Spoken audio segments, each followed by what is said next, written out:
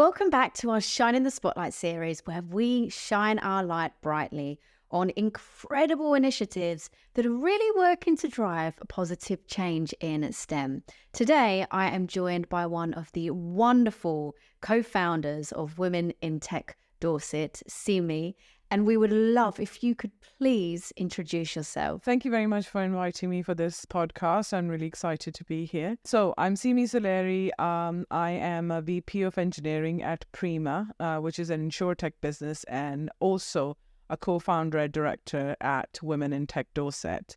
Women in Tech Dorset is one of those causes that is very close to my heart. We really wanted to create a community which thrives on sharing information, celebrating successes, and making sure that people feel that they're heard and they have people around them who have shared similar experiences or shared some challenges that they might be going through, and then can learn from each other in a very safe space with non-judgmental people around them.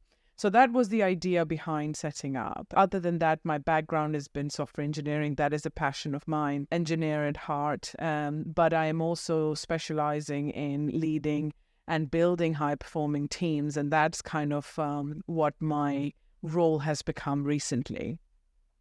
And so I get involved in working with people a lot, and I really enjoy that, the element of enabling people, seeing them go through that journey and being successful, and making sure that I'm able to clear the way and kind of play a little role in their success is a huge thing for me. Super, super inspirational, Simi. And I am so energized by your passion for community and also for building high performing teams. I remember watching you on a podcast, CTO Talks, as a guest, and was just so inspired by your insights and your values. And of course, creating Women in Tech Dorset, which is a wonderful support system and really imperative for the continued encouragement of women in tech.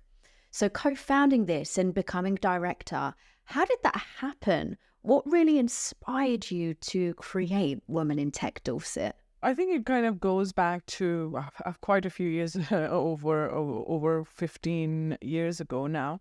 When I was starting my career in Dorset, so I based mostly until a couple of years ago, my career has been in Dorset. And what I found was I was often the only female engineer going in and working in those teams. And even though I've had some tremendous, amazing male colleagues who helped me along the way.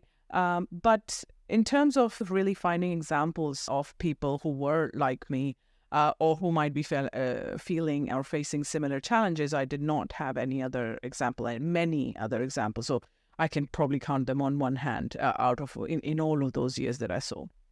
So one of the things I really felt, I just thought, okay, maybe if there is a huge number of women coming through into the engineering jobs, maybe if there was a community outside that I could go in and join, so we could actually learn from each other, like I said, knowing about those stories and really feel connected in a way that I wasn't able to achieve at work. That would be great, but obviously I didn't know what to do about it. But I promised myself that one day, when I feel like I get to a point, I will give back and I will start that kind of a little community. And that's what my own drive was. It came from feeling lonely, essentially, and feeling like I had to do something about it because I didn't want any other woman to feel the way I felt at certain times, So that was, I wanted to do something about it. And then there was this huge initiative that the Dorset Council under Digital Dorset was running, where they were teaching children in schools to code. So it was just a fun activity that a lot of schools signed up for. And what they did was they went out to ask industry experts to go in and volunteer their time and go and work with the classrooms and teach these kids to code. And I was one of the volunteers, and I love working with kids and stuff, so I went in, and it was great. It was only like an hour or something of total chaos, but a lot of fun. And out of that, in that program, I met another lady called Sharon Jones, who is the co-founder of Women in Tech Dorset. And Sharon is a powerhouse. She's been around the Dorset digital businesses for a long time. She's got a lot of experience and a lot of connections in the industry as well. And obviously her insights, her leadership was inspirational to me. And we thought, okay, why don't we join forces and see if we can start and get behind this idea? And so we did, and we formed this, and it's like a 2-woman team. And it's amazing when you put your energies to something, what you can build. And we have been really, really amazed by the kind of response we got. And through that, we are realizing that we are doing something that needed to be done. It's not just, you feel it. And I was thinking, is it just me who's feeling it? But when you start doing it, and more people are sharing their stories, and more people are coming into the events, and you think, okay, it was needed. There is this desire to create a community like this. I really resonate with the challenges that you went through and why this fueled your motivation to want to make a change. And it's great that you met your co-founder through volunteering, another really valuable contribution to give back into the community, and getting to know each other through volunteering, understanding that you're quite like-minded, you have similar passions.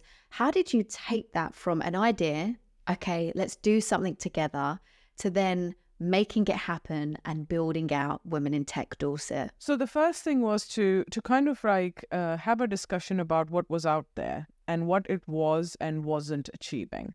So there were some networks out there, but predominantly a lot of the networks were there to provide some sort of social occasion. So you might go out for drinks or might do dinners or something, and some were conversation and stuff, but no real tech-focused group that was not only discussing the very highly technical things or the challenges, but also provide some real input and have sort of an agenda to go into businesses and create the difference and work with the businesses. So there was some groups spread around, and I think around COVID they kind of fizzled away, and so there was this huge gap and space of the people who wanted to do something, but didn't really have the platform to do it. So we thought of something. So we thought, okay, let's start working on a calendar of what it might look like. So we knew we wanted to do some sort of events. And people call them meetups, or you can call them like small community events or whatever you want to call them. They're all free, the ones we organize. But we thought, okay, what about we do once a quarter? Because that's kind of like the right cadence, it felt, so that it's not too much that people lose interest, but it's also not too little that people forget about you, So it's like, it seemed like the nice number. And so we decided to do that, and we thought, okay, well, what about if people cannot do in person? What can we do about that? So we thought, okay, how about we do every quarter an in-person event, and then every month in between we do a podcast or a conversation with someone who's an industry leader. So from around the world we get speakers, and they do a talk for us or share something about their lives that might be very inspirational, their journey, again, about challenges, very, very human stories. And we made it very intentional for us that we make it a point to the community that you don't have to be in London to have access to all of those things. Those things can become available to you through the power of technology, the business they're in. And also, meeting face-to-face sometimes is pretty good if you are creating an impact, So that's how we kind of started off. But every event that we've done so far has followed a certain theme. So we had the launch event, and BAE Systems kindly sponsored that for us. It was we did it at their STEP Center. So we have been able to also find collaborators and sponsors because we do hold all of our events for free for the community. And it was surprising how warmly it was received by the businesses and how much they wanted to be a part of it. which kind of helped us making it successful. So we put up a website, and I am the total tech support you're going to get in all of those things. So I had to go back to my roots of web development and put up a website and start doing the designing of the talks and the webinars and stuff like that. So yeah, we just put one foot in front of the other, and 1 year on, we have had quite a few events behind us that have been incredibly successful, and we are very, very excited about 2024. And I'm so excited for what's to come for you this year as well. There's so much power in storytelling, in hearing others' journeys, learning from the challenges that they've faced, because often when you're going through an adversity, a difficult time, it can really feel like a lonely space, and that you're the only one going through such challenges. When you hear people speak quite openly, candidly about it, and actually being quite vulnerable, which is a very scary thing to do, it's reassuring in a way. Of course, you don't wish difficulties upon anyone, but it's good to know, okay, we're in this together. Let's find solutions. Let's be a support system, and you're not alone. That is such an important point. One of the big things that was personally very impactful for me is during our launch event. So it's the first event that we've ever done. We managed to get around 50 or 60 people there. So it was a good presence of people, good starting point. And in that event, we had a panel discussion, and I had a little talk for about 5 to 10 minutes, something like that. Not very long. Anyway, I spoke about one of the biggest challenges I have faced in my careers, and that has been health related. So I suffer from endometriosis, and it has caused a lot of difficulties for me in managing pain, as well as managing workload and fatigue and all of those things that come with that, on the complications. I've had multiple surgeries and all of that. However, the point I was trying to make is how we can support each other through the times by recognizing, because I felt that perhaps when I was going through that, there are a lot of women's health issues that companies need to be aware of and support. But what I found in my experience is that even women who are working with me at that time were not very supportive of it. They were, because endometriosis by its nature people tend to say hush hush about it.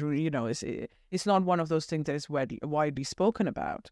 So I spoke about it. But the real impactful thing that happened was that there were at least a couple of young ladies who were in tears when they spoke to me at the end of that event. Both of them suffered from endometriosis, and the young lady I remember, she was just about to graduate from university, and she was saying that she thought she has no chance at having even a career. So she was even thinking, what's the point? I just might not even apply for a job because there's no chance I'll be able to go into work and they'll be able to put up with me with all of those. So she's self-canceling. And she said to me, by hearing that, I'm thinking, well, I can do it, actually. I can get a job. I can kind of negotiate.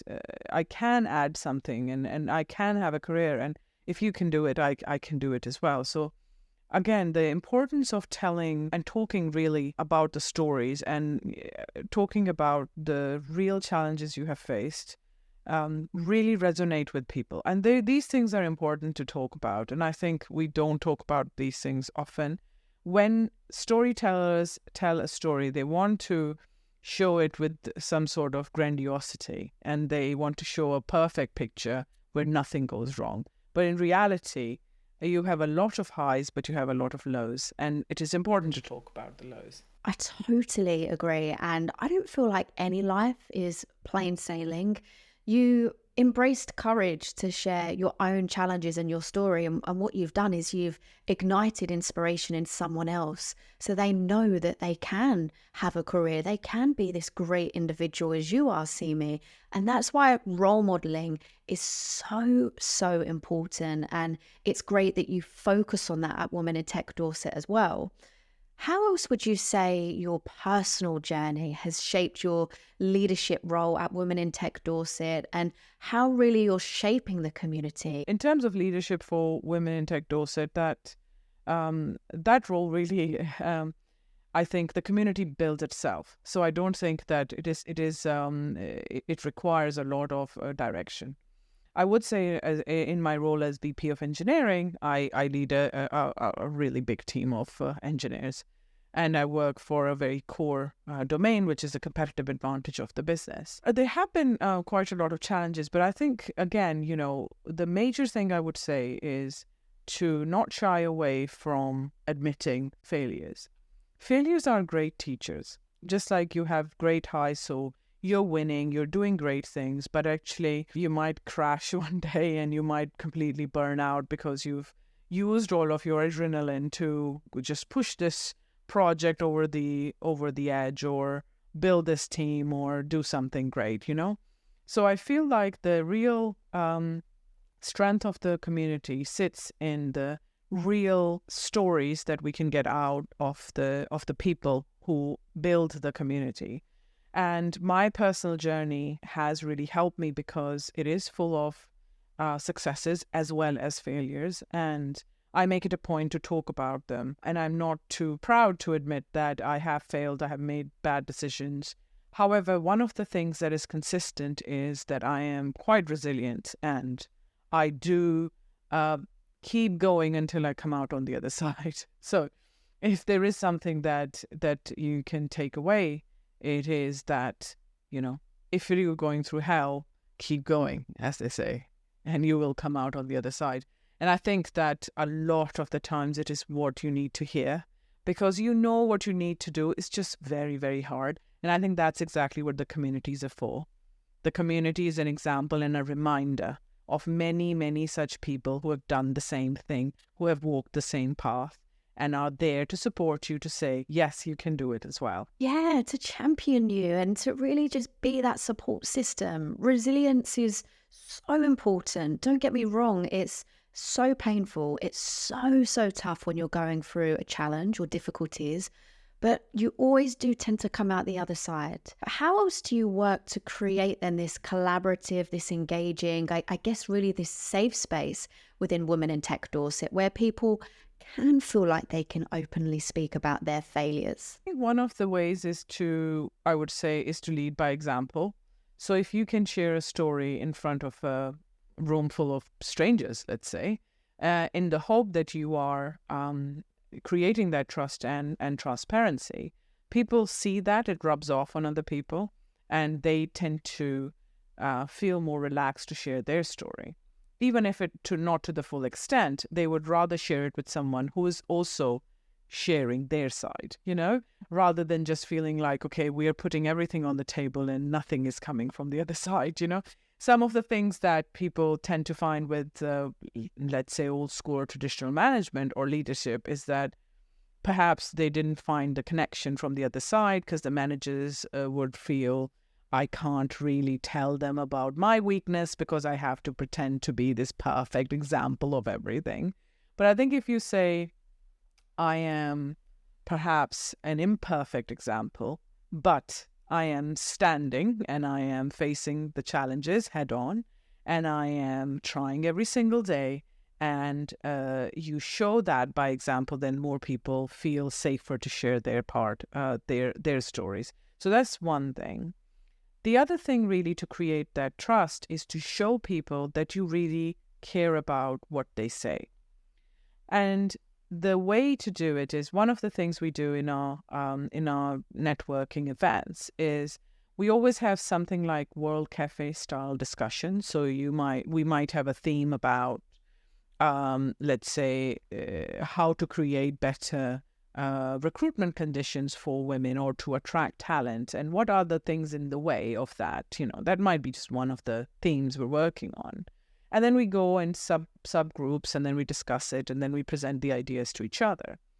Now, what would normally happen is that you're going to have a chat about it, you have a great big moan about it, and everybody goes home and everything's fine, right? But what we do is we take in all of that information. We feed that into our charter, which is then something, the playbook that became the Women in Tech Dorset playbook, which is something then we took and presented to the businesses to sign up, because the community is saying this is what we need and these are the things that the businesses lack, or ideas on how to make things better for them. So that's kind of where the idea of a playbook came about. So the community can actually see that whatever they're saying, whatever they're doing in those events is actually feeding into something tangible. They can see the results at the end. And I think that's how also you create trust, because you see that whatever you are committing to, you're following up with action. These are not just, let's sit down and have, I mean, there's nothing, I don't have anything against social events, but it's not just a social event. It's a social event as well, where you can eat and drink with your people of your, in the community. However, it has a really strong impact, and whatever you're saying, your opinion counts. You are building something. And so I think that those elements really add to the trust and feeling of safety in that community. I often speak to some people who actually feel more drained and disheartened going to some events, sharing these ideas, these experiences, these opinions, and there just not being any action, no follow through on that to implement maybe new policies or to create different processes that can better support these individuals. So the fact that you are actually encapsulating all of these insights and putting it into a playbook is powerful. There's power in action.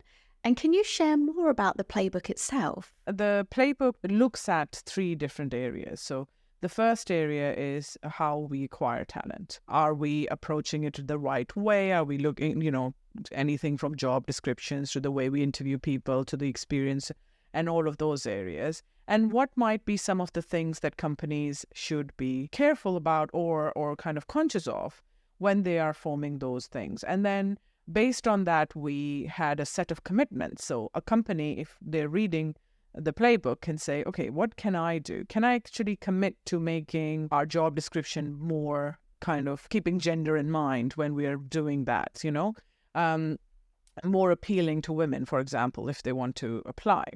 So that could be one commitment. The other aspect of it is what happens when they come to the door? How do you look after them and train and develop them, And that's also another area, So the thing is that it's not just about just getting people through the door, because like you said, a lot of the times the companies are very good at attracting talent, but they're not very good at retention because once they go through the door, the companies have no idea that what to do with the diverse set of people they've got in. They are not equipped to understand them. They haven't really had anything in place to integrate them. And so the journey is very hard for the person who walks through the door. So the other thing deals with that aspect where it tells you some guidelines. So really the idea behind it is to break it down for businesses, because what we found in certainly in the Dorset area is that businesses were willing, but they didn't quite know where to start. And you say, okay, what should we be looking for? So it is kind of like a list of commitments you can do that the community says, the women in tech community in Dorset says that these are the things that are important. And then we presented this. So we had a fabulous event in November in Arts University, Bournemouth, and we had representatives of over 62 businesses there. And that was when we presented our playbook. And that event was the biggest one we've held so far, and it was great to see so much participation from the businesses and so much openness. But the idea again is that the community is not just there to provide support; it's also very action oriented, because we want to create a difference. And the thing about these communities also is that you might not be able to see a drastic shift in, let's say, a year, because these kind of changes are very slow and they're very hard to measure.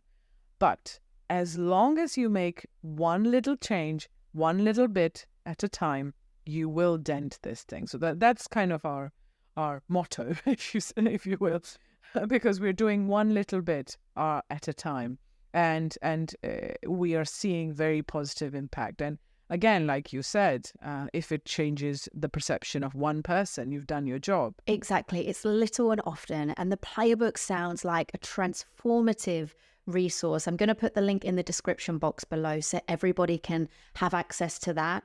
The community is growing within Women in Tech Dorset, and with that comes an open need for volunteers. Could you tell us how it can look for somebody who wants to get involved with your great work? Yes, so there are a number of ways in which people can get involved. Obviously, if people can just wanted to attend an event, it's free. If you go on to our website, womenintechdorset.co.uk, you can go in and look at the events directory and find out when is the next event. So that's one way of getting involved. The other way is if you are representative of a business and you're interested in supporting us, you might be able to provide us a venue, or you might be able to provide some refreshments for the participants or something like that.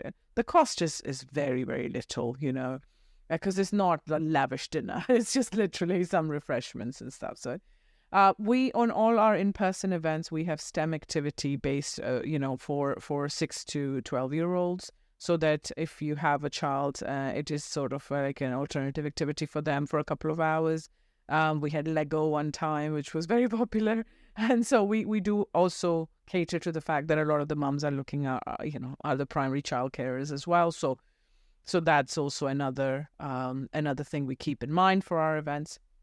So if you want to, other ways of getting involved is on the day of the event, you might be coordinating the event a bit. So you can get in touch with us through email, which is on our website. There are a couple of things. I'm always looking for people to do video editing for me because, like I said, I'm like the tech resource for the entirety of Women in Tech Dorset. So I do have a job as a VP as well. So I think that I sometimes don't find the time in the month to edit a video I want to put out or something like that, So that's also another, if you want to work online and you want to just spend a couple of hours doing that's also available. And then it's a community community engagement role you can do, which is you get involved with the promotion of stuff, you look at some campaigns and stuff like that. So there are some good opportunities available. So to anyone who might be interested,